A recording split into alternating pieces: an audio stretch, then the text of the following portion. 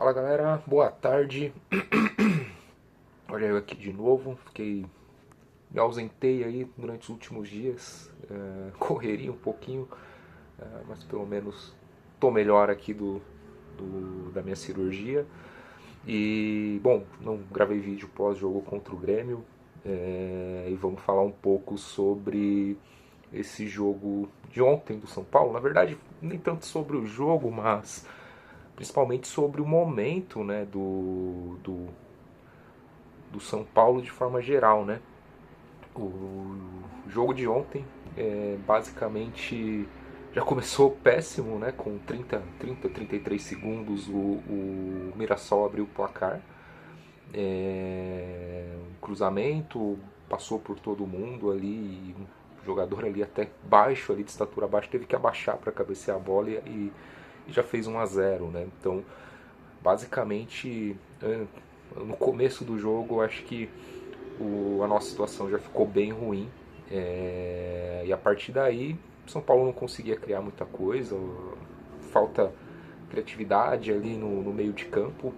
Ontem até tivemos o Lucas de titular, que tentou algumas jogadas, mas ainda assim sofre um pouco ali com talvez falta de ritmo e até mesmo os companheiros, né? O São Paulo entrou com uma formação 3-5-2, com três jogadores ali de meio sendo mais defensivos, né? Mais volantes do que armadores, né?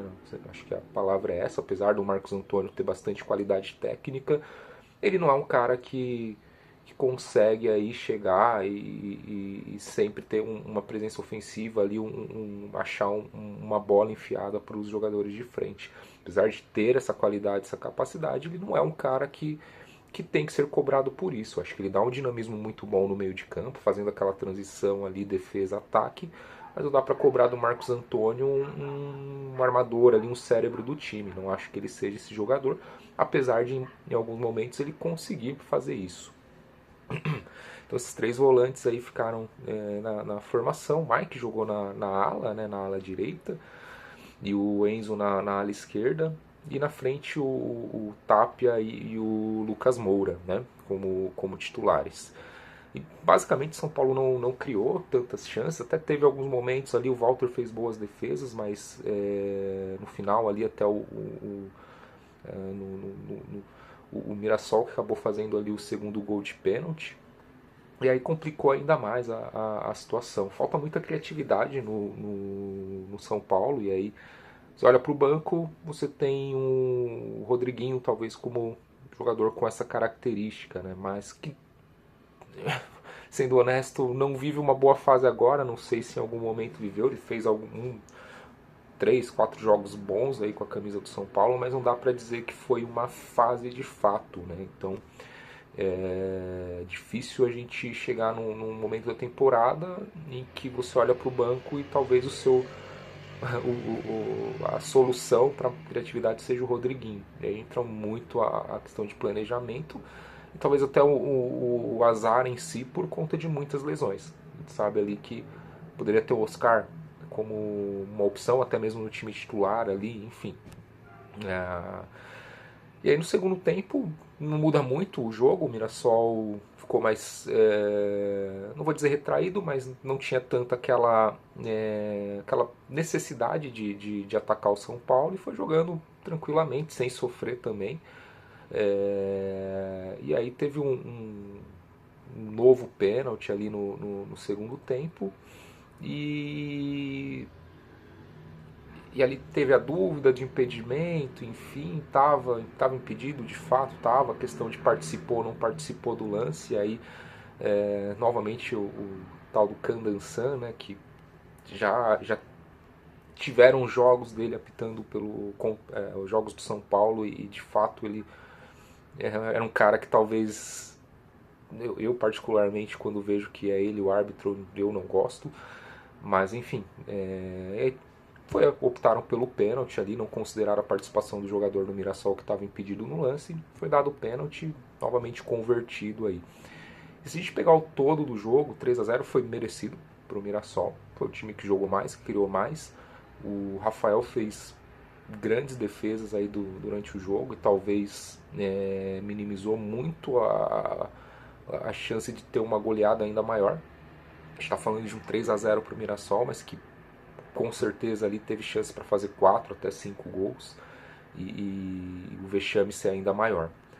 Bom, enfim, no final tá difícil avaliar jogador por jogador. Acho que o único que merece uma avaliação é o próprio Rafael, que, como eu disse, se não fosse ele teríamos perdido de muito mais.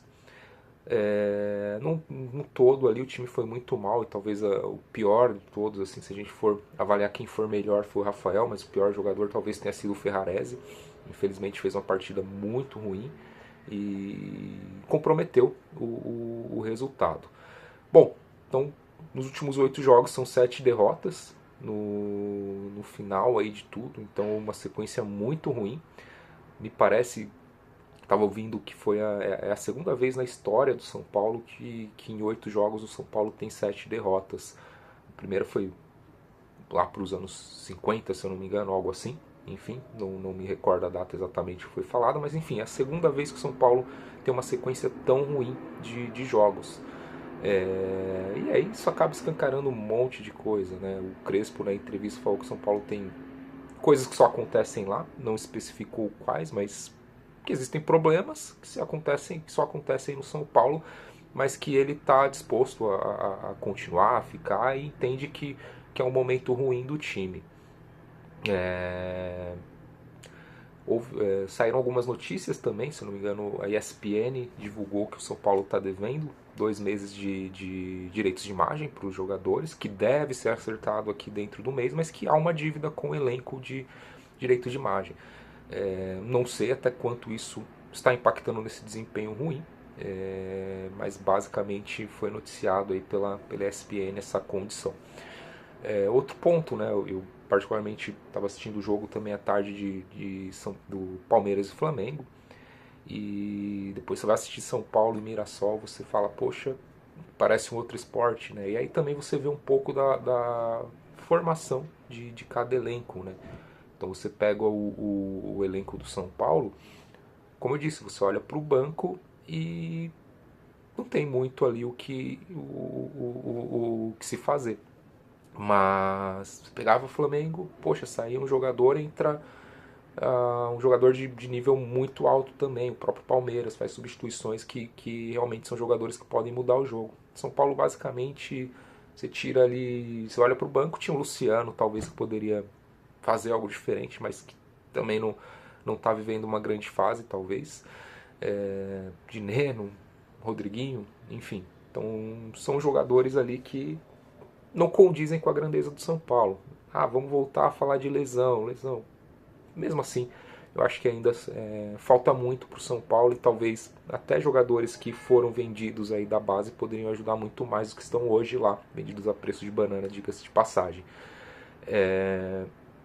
E aí vem novamente, comentei do árbitro, vem um pouco de bastidores do São Paulo. Esse cara em 2024 deu problema com o São Paulo e tá aí apitando de novo. Daqui a pouco vai ser o tal do Abate apitando o jogo do São Paulo novamente, prejudicando e fica por isso mesmo, né?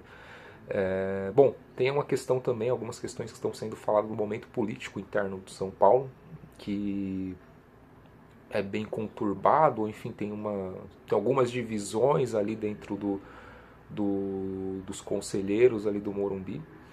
E, enfim, não sei o quanto Casares consegue fazer melhorias, tendo em vista que talvez ele tenha que favorecer um grupo ou outro, enfim. Então o momento político não ajuda muito também. Outro detalhe aí que saiu hoje, justamente que me parece que ou vai ter ou já teve uma reunião do Júlio Casares com um grupo de jogadores, justamente para falar um pouco desse momento e também para fazer uma melhoria, vamos dizer assim, no bicho do elenco para caso eles classifiquem para Libertadores, né, um aumento. Então não citaram valores, né, mas basicamente o Júlio Casares ia propor um aumento no bicho para que o time, nesses últimos 10 jogos, aí, últimos 30 pontos que serão disputados, tente ali a classificação para a Libertadores. Vamos ver qual vai ser a reação do grupo no próximo jogo, um jogo difícil contra o Bahia, que vem jogando bem, goleou o Grêmio, que ganhou do São Paulo, e o Bahia foi lá e jogou na Fonte Nova, aliás, e fez uma goleada contra o Grêmio. Vai ser um jogo duríssimo, um jogo difícil. O Bahia vem muito bem no campeonato, né? E os próximos jogos a gente vai ter muita dificuldade. Primeiramente pelos adversários, e também tem a questão de jogar fora do Morumbi, né? Então acho que o último jogo do São Paulo, dos próximos em casa, vai ser esse no Morumbi. Depois acho que são 2 ou 3 jogos que o São Paulo vai jogar na Vila Belmiro. Bom, então é um pouco sobre isso. Acho que todos nós ficamos muito tristes, como todo bom São Paulino. Eu vivi bons momentos ali de São Paulo, apesar de ser, eu nasci em 1990, mas pude ver ali de fato o São Paulo conquistar tudo, né? Eu vi o São Paulo conquistar Paulista, vi o São Paulo conquistar Brasileiro, Libertadores, Mundial. Tive esse privilégio de ver grandes times e grandes jogadores que de fato a gente ligava a TV, ia no estádio e falava, poxa, dá gosto de ir ao estádio, de assistir o jogo, né? Hoje a gente vive um momento bem turbulento e sem perspectiva de dias melhores, né? Então vamos torcer para que venham esses dias melhores, para que as coisas se acertem, para que turbulências políticas não interfiram tanto no planejamento do futebol. O ano está acabando, vamos torcer. Obviamente que se for para Libertadores vou ficar muito feliz.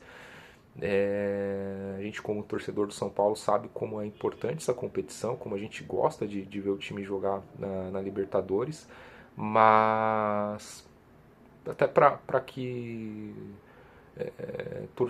a gente quer ver o time na Libertadores, mas não quer ver o time passar vexame como foi contra a LDU. Então, se de fato isso aconteça, que o planejamento do ano que vem seja muito melhor, que a gente consiga ter um time mais competitivo, do ponto de vista de elenco, não de time. Eu até acho o time do São Paulo, quando tá os principais jogadores disponíveis, um time que compete bem com a maioria dos times. Eu acho que tem exceções, que é o Flamengo e o Palmeiras, mas ainda assim o São Paulo consegue fazer bons jogos contra esses times. Mas precisa de elenco, precisa de grupo, né?